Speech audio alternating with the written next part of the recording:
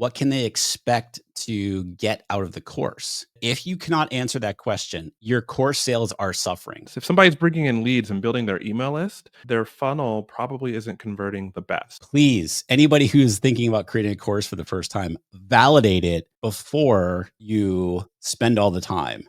It will save you so much time. What's up, my friends? Welcome to today's episode on the podcast. QUÄY.jo, you're sporting quite the shiner today. Shiner? What does that mean? You never heard like of a black shiner? eye? Black eye? Yeah. I've never heard of that. You've never heard I got a shiner? No, I guess they don't use that in Seattle where I'm from. Is it? Are you holding like a raw steak up to? Isn't that like what they do in cartoons? They put like a raw steak. That's so terrible. It's Does awful. it actually work? No, I just use those heated rice packs every hour or so. So you're putting heat on there, not cold? The doctor said cold in the first several days, and then now it's just heat, and to keep the swelling down. And as you can see, the swelling is not down. Interesting. Well, you said that right before we hit record, you said that people are still DMing you, and they're like, dude, what happened? And we've been talking about it here on the podcast for several episodes. So do you tell them to tune into the podcast here? I should use that as a marketing opportunity. No, I just thank them for caring and stuff. And all that happened is I fell off my bike. It was a lackluster bike accident, but unfortunately it broke a couple parts of my face, nose, the eye socket bone. Literally. Literally put some titanium in my eye socket to keep my eye from falling into my face. And I'm still healing up. Will you set the metal detectors off now at airports? I did ask them that, and they said I can still go through security just fine. Oh, that's good. That's good. Yeah. Well, today we're going to be talking about validating a course. Mm-hmm. So for everybody who's been listening to the podcast for a long time now, you know that I've talked about pre-validating. So validating your course before you create it. And I've been talking about it probably since day one of this podcast, which is now 7 years. The reason for that is I have never created a course without selling it first. And the reason that we do that is we want to validate, like we want to make sure that people are going to buy the course before we spend a whole bunch of time, creating it. And so many people, when they hear that, they're like, well, wait, like you're selling the course before you actually, like, how does that even work? And so I have talked about it on the podcast here before, but I thought today would be a really cool opportunity because you're going through this process right now. Yep. With your lead gen cheat code, which is your Facebook ads course. Yeah. So I thought it'd be fun for me to sort of interview you on how you've gone about this and sort of the ups and downs through the process, because I know people listening can totally relate to everything that you've gone through in the process. There definitely were ups and downs. I mean, and we started talking about this, I don't know, like a long time ago, that because there are people who really want to work with you in your Facebook ads business to manage their ads, but yet they're not at a point in their business where they can really afford that, or it really makes sense for them to do it. So now you want to make, like, hey, you can do this yourself. Here's a very accessibly priced course that teaches you what you do in your ads business. Is there am I missing anything as to why you've created this course? No, I mean, literally step by step behind the scenes of the same strategies I use for my ads clients. But, it's like we were talking, there's so many people that are here with online course businesses, right? Yep. Online courses. And it's a small fraction of those that, work with me as their Facebook ads manager. Yet everyone who is growing their email list, so everyone who doesn't have a super big organic following, which is like most of us regular folks who need to grow their email list, needs to start Facebook ads. And it's something that, I've seen over the years that people struggle with. So when you started this process, like what was the first step that you did to, like, all right, I'm going to create this course because of the reasons that you just mentioned, that you want to be able to help a wider audience who either aren't ready to work with you for you to manage their ads, or maybe they can't afford it or what have you. What was sort of your first step in that process? Like, all right, I'm going to create a course. Okay, I'll tell you my first step. But first, I feel like there's probably a listener or two who is still on the fence about pre-selling a course. Wouldn't you say you've gotten a lot of resistance when you put forth that concept? Yes, and it's really interesting, right? Because this whole concept I feel like has been talked about for so many years. And Mhm. it's not just me, right? Like I'm not saying like invented it by any stretch, but I've talked about it for so many years.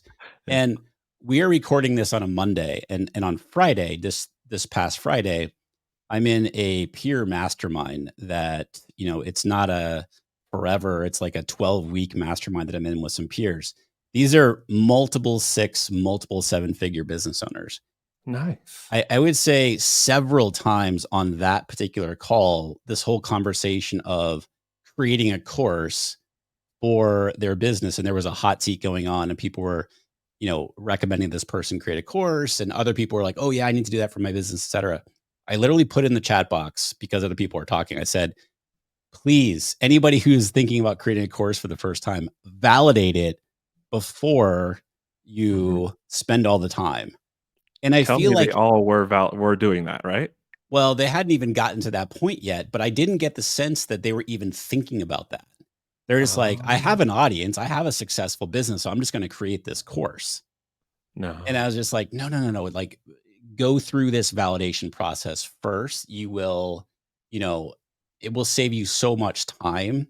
Mhm. And also, it'll allow you to refine the course as you go before you release it to the public. So that was a little sort of tangent here, but what would you say to the person who is a little bit skeptical about, like, wait a minute, how do I sell this course Right. before even buying it? Especially people who have like very few people on their email list or a small following or what have you. Well, I had some mental hangups. I can share personally from that, which is I've made the mistake, first of all, in developing a course and spending hours recording. Back when I had my old online business teaching folks how to speak Chinese, back before I ended up being one of the paid members in your accelerator in 2019, I spent a whole summer recording a course, and it was good, you know? I did all the animation for the graphics myself, and I launched that thing, and let me tell you, like, it wasn't a six-figure launch. There So I just want to speak to that. That I'm so glad you said that. So, and I'm not dogging on the fact that it was good or not, but it was bad. I hear that all the time. They're like, I created this thing and it's so good, Yeah, but they haven't sold anything. right. It's like, There it's good in your eyes, but who cares what we think of our own thing? Like, people have to, whether it's good or not, Mhm. that is going to be told by people taking out their credit card and saying, I want this Right. course, using it and actually getting results. That Yep. is more along the lines of what it means to be, oh, this is a good course. And I'll add that it was good. I think it was good, And I'm not but questioning whether it was good or not. it sold so little, like maybe $200. It was just quite pathetic, and I was super upset, super disappointed. But you know what happens? And this is for you, the listener who's listening right now. What happens is if you don't pre-validate your course, you really just don't know if people want it. And then the funny thing is as you we'll get into this in a bit, but as you actually accept people in as say founding members or on the ground level of your course, what always happens I found, Rick, is I make a lesson, they consume a lesson. They come back and say, "Oh, well, what about this? Well, what about that?" And you end up having so much feedback, and it ends up really influencing the direction your lessons go. And so this is the only way. But so one unlock that I had was somebody explained it to me. Maybe it was a podcast. Pre-selling a course isn't anything special. Everybody is already ready to buy something in advance before they get it. You think about movie tickets are pre-sold. You buy an airline ticket before you even get a chance to go on the airplane, you know? And you're not even guaranteed the flight's gonna leave on time or leave at all, like, My mother-in-law's coming. No, my mother-in-law, my stepmom's coming to visit me, and they canceled her flight. She booked that thing 6 months ahead, and then earlier on, like the end of September, she got an email. They canceled it. So you think about sports events, lots of things are pre-sold, and so pre-selling. I heard that, and I realized, okay, I can do this pre-validation thing too, and really, it sets us up to serve the people who are coming into our course in a better way. So you asked me what I did first. First thing I did was I came up with an outline of the course so that I could have something on the sales page that would Yeah. let people know where this is going to go and what my vision for the course was. Did you already have I mean, I would even argue that there's probably a step before that where you thought through the vision for the course. Like, what was the promise gonna be of the course? Not necessarily, like, clearly writing out the promise, but, like, this is what I wanna teach in the course. In fact, having coached with you for so long, I did have a promise and a premise because Yep. technically the outline is the process. What's that fourth P that you teach? The price. Price, Okay. yeah. Yep. Yeah. So what was the promise that you'd come up with? And that you did the promise before the outline, correct? Yes, I did. Rick, Do you you remember promised what that you wouldn't ask anything that I didn't already have so prepared in an open tab. So we joked before we hit record here because there was an interview that we did the other day, or no, a episode that you and I did the other day, and I kept asking QUÄY.jo a couple of questions, and didn't have the tabs ready for the information. And so before we hit record today, he was like, "I got everything open. Like whatever you ask me, Yeah. I'm going to be ready." And so I just stumped him. So while he's looking that up, so one of the biggest challenges I see with course creators, whether you are, pre-valid, or whether you're setting up your outline or thinking about what this course is going to be, so pre-sale basically, so validation, or whether you are selling lots of courses, so many people cannot answer the question of what is the promise of this course. So when somebody goes through the course, what's the result? What can they expect to get out of the course? Mm. And so few people can actually answer that question. And I guarantee you that if you cannot answer that question, and even if you're making sales in your course sales are suffering, because if you can't answer what the promise is, it's not coming across in your messaging or in your copy or on your sales page or in your emails. You've got to be clear on what your promise is. What can people expect to have or accomplish or be able to do at the end of your course? And then the premise is just basically, it is you know, generally you're saying like the easiest way, the fastest way, the only way. Somebody could argue that, right? Mhm. And so we are looking at it for those of you who are listening right now, or if you're watching on YouTube. So QUÄY.jo's premise is the easiest way to get high quality and affordable leads without having to pay for an ads manager. I Yep. love that because it's very clear. But I might read that and be like, no, that is like, this course is not the easiest way to get high quality and affordable leads. Because so that means it's a good premise because I could argue that. Hmm. But QUÄY.jo, on the other hand, as the course creator, or you as the course creator listening with your premise, you want to create something like this. The only way, the fastest way, the easiest way, the simplest way, something like that, Yep. to build your outdoor garden, what have you.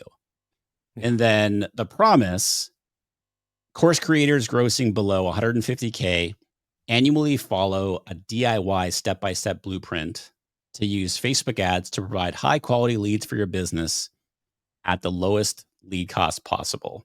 Before you So rip that apart, I I was didn't going ask to say, ChatGPT to help me on the grammar, and, so I would argue that that's long Yep. and wordy, but the point, what I do like about that is, number one, it's saying who it's for: course creators, membership creators who are grossing below 150K in revenue. Mhm. So that's part of the promise, is telling you who it's for. And then you follow this blueprint if you want to get high quality leads for your business at the lowest lead cost possible. So Yeah. the elements are there. I think it just could be condensed even more. But there's Right. got great elements there in that it's who, he's stating, QUÄY.jo stating who it's for, especially with the revenue level. Like that's going to filter out people right off the bat. Mhm. And then it's like, okay, this is what you're going to be able to do. It's going to give you a step by step so that you can have a plan exactly how to do it yourself to get high quality leads for your business at the lowest cost possible, lead Yeah. cost possible. So you have the promise, you have the premise, you know what you're gonna, teach in the course now. So Mhm. then do you move to the outline? Yeah, that's where I moved to the outline, and in that screen share, if you need a link to the YouTube channel, you can go into the show notes below, but in that screen share, that was the first iteration of my outline. Very, very, very, very simple, as you can see, outline, and that is, I believe, the version that I ended up putting on we're clicking to it now, my founding member beautifully designed sales page. Um, Yeah. I'm so we're laughing because the first time Rick saw the sales page, I think he threw like a four-letter word at it, Yeah, and yeah, but you know what? I got the sales page up and that's running, right. and that was That's one of the right. challenges. It's just pushing through, trying to have everything perfect, and I could have taken another 5 days to go patchwork like sales page design skills together from YouTube videos or something, but let's just get this up there. So yeah, this is actually the first version of the simple outline that I put on the sales page. It's not the complete outline, but it is the gist of what I would deliver in the course. So the reason that the outline is so important, my friends, is that when you are looking to validate your course, this is what you're selling. You're selling the promise, you're selling the premise, and you're selling the outline. And the outline is basically the features of the course Mhm. because people need to know, like, what's going to be in the course. The benefits are really the promise and the premise. And if you didn't want to write a whole sales page, now, did you use this sales page for the founding members? Yes. Okay. So, QUÄY.jo literally could have just sent people directly to an order form, to a checkout form if you wanted to. And he could have just stated the promise on there, the premise on there, and maybe outlined a few of the modules that are going to be in there. But he put together, a really basic sales page here, Super uh, basic. which accomplished what he was looking to achieve here. So again, the idea here is always be asking yourself, if this were easy, like what would be the simplest way for me to validate this course and allow people to purchase it? So did you set a goal of how many people you wanted to have in the as a how many founding members? Do you have a certain number? Yeah. Like you can see on screen right here, I did choose 50. You had 50. Okay.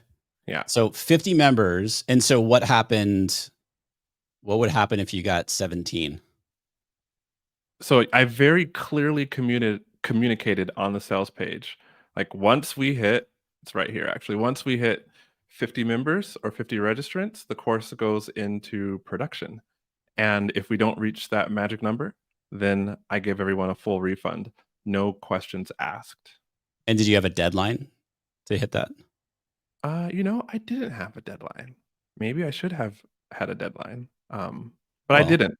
I think in the first onboarding email, I did give a deadline. Actually, yeah, I'm pretty sure in the first email after somebody became a founding member, I mhm. said that my target was to actually October 16th, believe it or not, may have been the actual deadline I put in the email.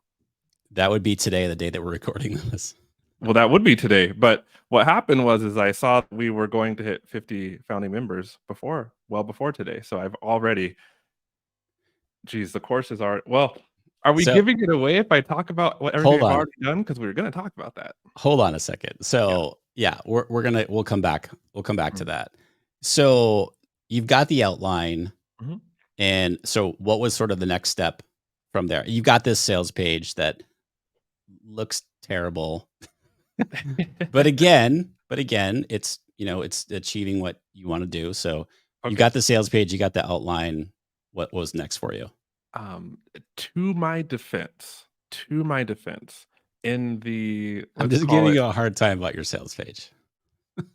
sales page, but I will say that in my experience, in running ads for myself or like for my own clients, and then Yeah. even before that, when I was working inside of the Facebook ad agency, you Yeah. would be surprised at how well some of the ugliest sales pages convert because they spent time on their messaging. Um, I would agree. Yeah. yeah, I yep. agree. I've definitely seen sales pages where I'm like, dang, You're are you like, kidding me? really? This These are the numbers? converts? Yeah. Yeah. But yeah, so I used, ChatGPT to write this sales page because 'cause I'm a horrible writer and I needed to get this done. That we covered that in another episode, which has yet to air, but it's, how I made a sales page in 30 minutes with ChatGPT, and that's also a YouTube video that's my editor just finished editing, so that'll be coming out on my YouTube channel soon. So the next step, though, was I wanted to get feedback from the founding members. So what I did is I created a Google form, um, with the more detailed lesson outline and ask the founding members to ask their questions that they had about those lessons. So I literally took my outline, put it into Google or like made a Google form, and every question was the title of a lesson, right? And then at the top of the form, I just said, these are the lessons I intend on teaching. Please ask me ahead of time. I gave them a deadline. What questions you have about each of these lesson topics. That way, I could start to make sure that my lessons were actually delivering like the knowledge and the value that they needed. So, all right. So hold on. So you fill out you have this form, this Google form Mhm. for Yep. feedback, Mhm. but how did you get members into it? How did you get the founding members? Oh, well, I guess we're getting really meta here. I made an ad. Wait, did I make an ad or did I write a script and you recorded the ad? I recorded the ad. You You wrote the recorded the script and ad. you I wrote wrote the script and then I rewrote it. Actually, did I write the script and then ChatGPT helped me out a little bit and you still rewrote it? I That may still have rewrote been it. Yeah. yeah. Okay, so you ran a promo Mhm, on the podcast here. That's right too, because I remember like literally. So the podcast came out like on a Wednesday, and mhm. you and I were chatting over Slack or something like that, or I don't know when it was. Maybe we were on Zoom or something like that. 2 days, and you're like, "I'm disappointed because I've only made like 7 sales." I was disappointed. Okay, wait, I need to say something here though, because I'm sure the listeners like, "That's nice, QUAY.jo. You are the co-host of the Art of Online Business podcast. You threw up an ad and you got all your founding members."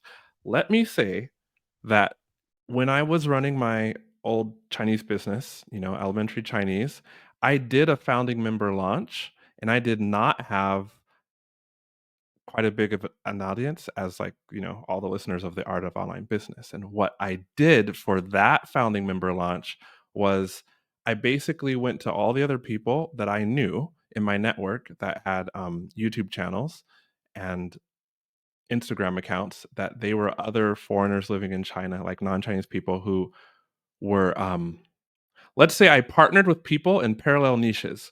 So these were people who had influence in China and, among the expat community, and I basically cut them a deal and said, "Look, if you take my founding member sign up link, you know, I'll have this little form where people can select when they sign up who they heard about it from, and I'll give you a percentage of every founding member sale." So I just want to give like that as encouragement to somebody who might not have a large audience themselves, but you can still reach out to your network and still promote much like you would, I guess, an affiliate launch. So I guess what I did was like an affiliate program for my founding It's member launch, and that absolutely worked. what you did. Yeah. Yeah. So, there's other But ways to do it too. I still think it's so interesting that, yes, this podcast reaches a whole lot of people, Mhm. but you did 7 sales in a matter of 48 hours, and I said to you, I remember this, I said, "You have just become the co-host." So people are True, learning who you are, true. and, we're in the process of establishing credibility, and you know, like to the point about like people that don't know about your bike accident, we Mhm. are like, well, why don't they know about it? Because we talk about it on every episode. But we Right have in to their to their remember, like, face. not everybody listens to every episode. And Right. so it's the same, it's the same sort of thing. So, all right, you were disappointed after 48 hours or I so. was really Then, disappointed. so what Yeah. happened? What happened then? Well, I may have cried. No, I didn't cry, but I was disappointed, and I kept going through the weekend because that was on a Friday, and so I don't think I did anything on the course in the weekend. I just didn't give up, you know? I think you did encourage me, and, Yeah. I kept going. I kept going. I Yeah, How did they, so did sales pick they up trickled in. or they what? Sales sales trickled in. Maybe there was 1 or 2 a day. It would go like 2 one day, 1 the next day, 0 the next day, but they were trickling in. Okay. And Yeah. so after, say, a week, do you remember ish how many people you had? Let's just say I had around 20 after a week, because I don't remember the exact number. What I Right. do remember was getting excited that we were almost halfway there, and I do remember talking to my wife and saying, "This is I think we're going to hit 50.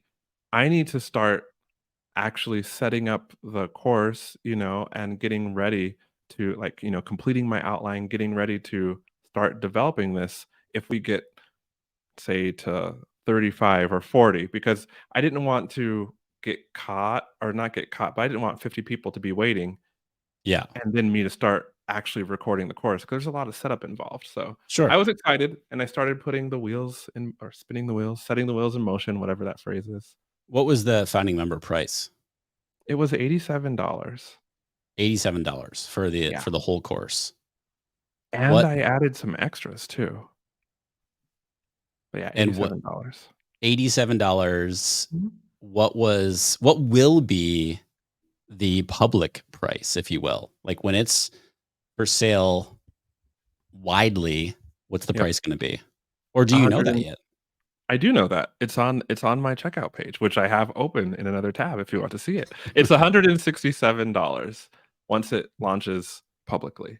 167, okay. Right. So And at you're the time of this recording, it's already public. It went public on October 23rd.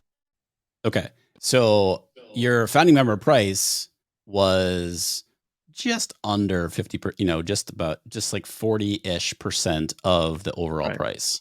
Right. So almost half price. Were they getting any other sort of special perks, or is it just a matter of like, yeah, you can get in for the $87 price? No, I mean, they got there's another course called Tripwire Mastery. Oh, I'm smiling because we call it a welcome offer now. But still, everybody knows it as a Tripwire. So I Sure. I in planning out the course, I planned out an upsell, which to me makes sense, because if somebody's bringing in lead ads, one challenge is, well, I'm paying for those lead ads, and I probably don't have a funnel that did I say if somebody's bringing in lead ads? If somebody's bringing in leads and building their email list, and they're kind of like my ideal person to help inside the course, their funnel probably isn't converting the best. And I know that for a fact now because I've already had my first live call. So I did give 3 live calls to the founding members, which adds tons of value for them, because they were taking, quote unquote risk, right? They're buying into a course that's not developed yet. So I'm like, let me give them some of my time. But it also provided another feedback loop where I could jot down their questions and then use those to enrich my lessons that I gave. So yeah, I came up with an upsell that was called Tripwire Mastery. And the promise of that was just to recoup some of your ad spend, um, and learn my strategies and kind of how to do that. So Were you selling that for founding members or I gave it to them for free. okay. So It's that's an on sale additional now. perk. Yeah, an additional perk was they got like a $47 offer for free, Yeah. Tripwire Mastery. This is just another lesson, y'all, where like if somebody else is doing a pre-validation and they're pre-selling their course, might be a great time to get into it if it's a topic that you're interested in. Because 9 times out of 10, you're going to get much lower pricing. And Mhm. as QUAY is saying, hopefully you've established some sort of trust in that person. Yeah. But you're also going to get these other perks that you're not going to get at the public price, if you will. So $87, you're getting all of that. Now they started to trickling in. You hit 20 people. Where are you at now on October 16th when we're recording this episode, which is about 2 weeks prior to when this is being released? Okay. So it's time to get super transparent. You ready? Let's do it. Um, I'm at 67 people now. 67 people. 67 people. And so, okay, listener, I know you're like, wait a second. What did you do there? Was this like false scarcity or something? And actually, what happened is life happened. Um, I thought I had to learn about delegating to my team. I've always delegated, but this time because of the accident, I well, I could only look at the screen maybe 2 to 3 hours. We're talking like 2 weeks after the accident happened without like my face starting to burn and like my eye hurting. And so what happened was is as I was learning to be a better leader in my business and delegate properly, because it's one thing to say, have a VA go write you an email. It's another thing to have them do like a whole project, you know? And so what happened was is I had a date. Well, I had the scarcity as we're looking on screen, um, where I was only going to offer 50 founding member spots. Right. But then I was pushing myself way too hard and my face was just hurting and hurting and hurting. And I actually didn't have the time to update the sales page to the pre-sale price. So it was at like 7 founding member spots. And I literally told my team, "Look, I just can't get to it right now. So for every 2 people that sign up, just lower the number like by 1 and I will be able to get to it and update the sales page." And that didn't happen for like 4 days. And so there's the whole story, it wasn't a perfect process. Yeah. And had I been I've learned now, like now I'm able to delegate and I had somebody on my team set up the whole checkout page for the pre-sale, but back then I was still learning and this is all like a 3-week process. So yeah, So you have that's how you many have people are in the course. 67 people Mhm. in so it that have signed up for the course. First of all, congratulations that you Thank you. Thank hit you. your founding member. By the way, founding member, um, I'm glad that you called it that because when people call it, I don't recommend people call anything a beta because a beta sort of signifies that it kind of sucks. It's not going to be very good. Now, if it's a SaaS thing, like or something like for right now with my Pick Rick's Brain coaching I have a very small group. Literally, there's about 12 people in there and I'm calling it the alpha version of the tool like before beta, right? And they have been in there for about 5 days now. And like I have a Slack channel, they're giving me feedback, but I very intentionally called it an the alpha version, and they're getting free access. And so in exchange for their feedback, I'm giving it to them for free, and they can keep once we've refined it. But anyway, don't call it a beta, call it something else, a pilot, founding member, whatever. Um, so you've got all these people in there. Yep. What I want to cover two more things Sure. specifically. Sure. So you're delegating to your team Mhm. and you've also had some technical issues. Oh, geez. So tell us about the technical issues because this is something that everybody listening right now just leaned in or whatever and is like, or they turn up the volume on their, AirPods and are like, "Oh, please tell me more about this," because they can totally relate to tech issues. Right. And if you are curious about the software that Rick or I use, there's a link in the show notes below. It's QUAY.jo.com/tools of the trade. So the technical issues, well, let's see. The first one was I signed up for Kajabi. Everybody knows Kajabi, and it's Mhm. it's decent for hosting a course. But at the time, I thought they have a built-in checkout page. So I'm just going to use their checkout page. And long story short, I had 3 people DM me saying that they were trying to purchase, but that they could not purchase. And I'm like, the first person, I'm just like, "Okay, here, try this, try that." I'm like, "It's one person. There's always somebody who can't figure it out or who has difficulty." But after 3, I'm like, "Good lord, no, I need to change this now," because, how many other people didn't even DM me? They just decided to walk away. So that was one issue, was, Kajabi's checkout page, and so we ended up solving that issue by switching to Thrivecart. Actually, let me Could you, rewind. it also makes you, don't they make you log in to buy? It's this weird, yes, they do, like, you have to tick a box and put in your email address, and so I got on with Kajabi support at the beginning of the week that I discovered this issue, and they told me what to change in order to get rid of the issue, and then I still got 2 more of the 3 total DMs Mm. saying that they couldn't get the course. I'm just like, "Kajabi, come on." So, before that, like, one other solution is I use, it was a recommendation. That's why I love recommendations, first of all. Like, it was one that you gave me, and it's called Honeybook. I use Yeah. that as my client management software, and Mhm. so one thing that got us through, or my business through, was I used it. It's more for people who are, like, service-based Yeah. clients of service-based businesses, but I still used that as the checkout, tool for a Yeah. while, and actually a lot of people went through that just fine, and so eventually we ended up with Thrivecart, and Thrivecart looks great. Nice.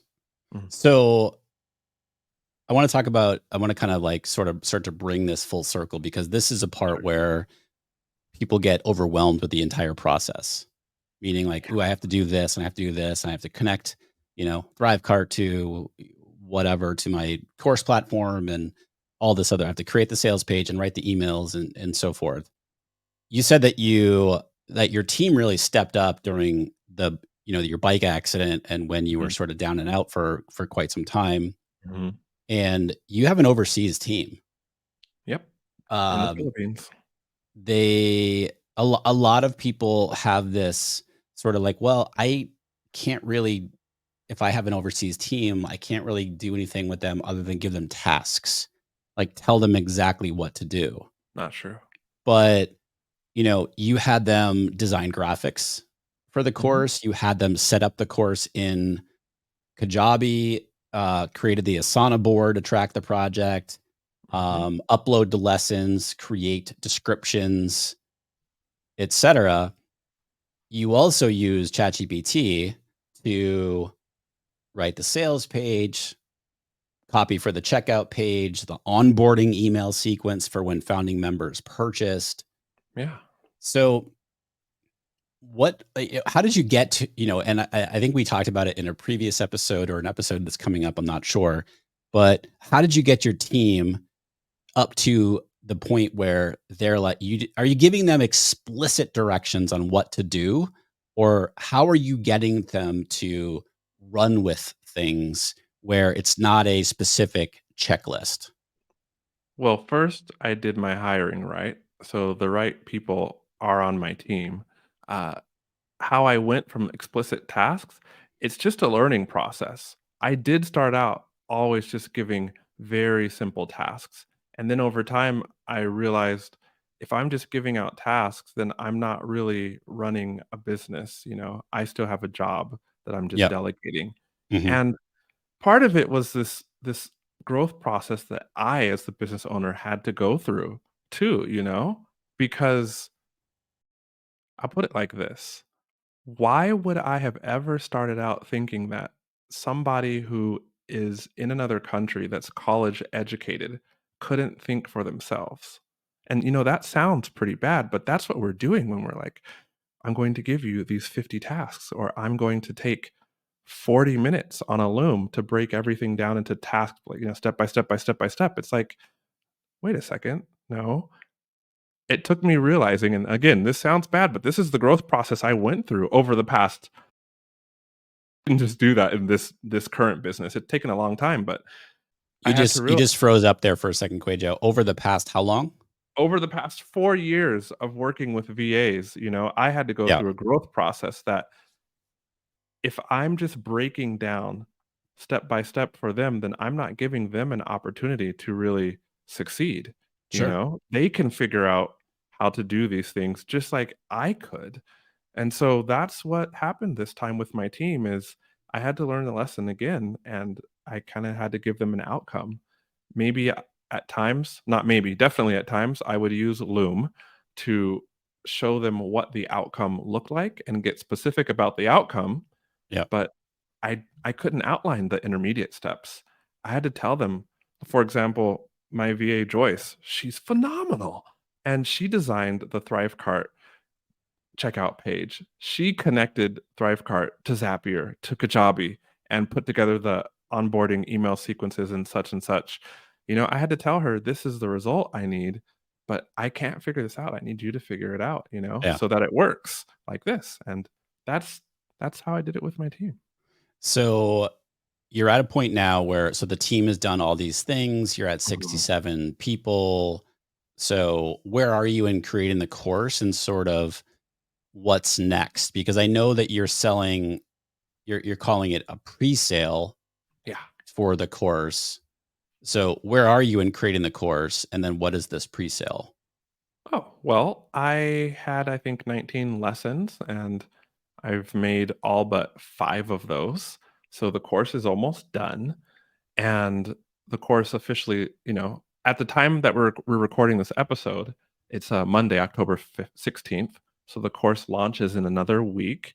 Um, the lessons that are there, I might have my video editor go through those lessons and make them a little more fancier, a little more snappier, if you will. Mhm. And currently, the course is pre-selling. So what I decided to do is pre-sale the course at $127, and then anyone who takes me up on the pre-sale offer gets like a $40 discount, and then they get access to the course when it goes live, or when it went live, they got access to it, Yeah. past tense, and, then the course will be at $167 from there on out.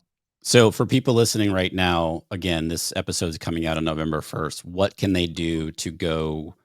Because a Facebook ads course, $127. I get emails all the time from people saying, "Hey, do you still sell Facebook ads courses?" And I'm like, "I don't." And before you created this course, Right. I would have to answer because they always say, "Well, who do you recommend? Like, who should I?" And I honestly couldn't answer them because no one had a course that A, I thought was really very good, and B, was accessible to most people. Yeah. And so if people want to get in on the pre-sale price of $127 for the course, where do they Oh, go? that's gone. That's it's 'cause, at the time hold on a second. Yeah, because at the time this podcast episode pre-sale's already over, so it's just $167, Oh, and you can go 167. yeah, Okay. and you can go to QUAY.com/leads. That is QUAYJO.com/leads, LEADS. One final question for you. And this is a Mhm. question that always comes up when it comes to ads courses. Yeah. Will you update the course? Quarterly, I will update it quarterly because yes, Facebook Ads Manager, they're always changing things. So I've committed to updating it quarterly. And I also should add the reason I can take this course and promise like the outcome, somebody can learn to manage their lead generation ads like I can, is because I really had to narrowly define the scope of the course, you know, because there's way more to do with Facebook ads than just generate leads, like, you know, run an ad towards a free something like a lead magnet or a free webinar, you know, but I had to decide if this course is really going to serve people the way I want, it has to have a very like well-defined outcome. And then I can take people through that journey and train them how to do what I do. But is this for people who do want to like grow their email list? Yes, it's Yeah. specifically for the online course creator who is on the rise and has not yet hit $150,000 a year in gross annual revenue. And so for that course creator, in their mind, it doesn't make sense to hire out ads management services. So Right. they're still doing that themselves, and now running a good lead generation campaign, lowering their lead costs. It's accessible, it's attainable because, this skill is difficult to learn in the beginning, and I made a course that helps people do that. Our next conversation on this will be me telling you to raise the price.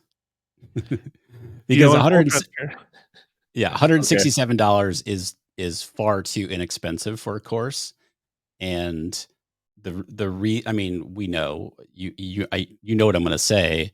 There is a perceived value in in the course, right? So somebody says, "Oh, $167 ads course. Oh, it can't be that good." But the cool thing is, and I think the fun thing about it is you get to blow people's doors off with like, "Hey, this is the course. You got it for $167 and look what you're accomplishing. And wow, how good this course is. And wow, I can't wait to get to 150K in revenue because then I want QUAY.jo to manage my ads." Right, and, you know, So, it's been a pleasure working with the founding members so far. We had I I'm talking past tense, especially because when this episode airs, there's no way to become a founding member. There isn't a way to become a founding member now, and the final course as it is, you know, the founding member perks aren't there, but the founding members got a live call with me, and it just lights me up to be able to be on a Zoom call, to help them, and to realize that I have all the answers that they need, like, the questions they were asking, I'm like, "Boom, boom, boom, let's answer this. Come on, yeah, let's go. Let's get your campaign set up so you can start growing your email list so that your business can serve more of the people who you were meant to serve, right?" yeah. So, yeah, And it's you're been getting good. testimonials, you're getting case studies that you can use in future, Mhm. marketing materials, whether it's emails, whether it's, if you do a webinar, you do sales page, what have you. Yeah. So it's quayjo.com/leads, QUAYJO.com/leads. Thanks for Yes, taking and us through this. that link is in the descriptions below. What'd you just say? I said, thanks for taking us through this. I think a lot Yeah, of people of can course. relate to this. And hopefully, if you're listening right now and you're like thinking about, oh, I have this course idea, Mhm. this gives you some motivation to go do it, Yeah. pre-sell it. Don't spend a whole bunch of time creating it and then sell it to crickets. Pre-sell it first and then create it. Just have to do it. My final closing thought will be it's a Cody Sanchez quote that came up on my Instagram, and it said, "The greatest muscle is urgency. Decrease the time between having an idea and getting it done. Re- Everything changes." Repeat that again because you popped for a second. You broke up for a quick second. I did? Yep.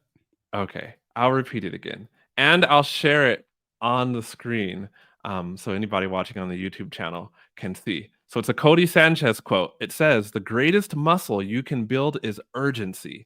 Decrease the time between having an idea and getting it done. Everything changes." Yeah. That's a great quote. It's a good quote. With that, thanks for listening. All right, my friends. We'll see you in the next one. See ya. Bye.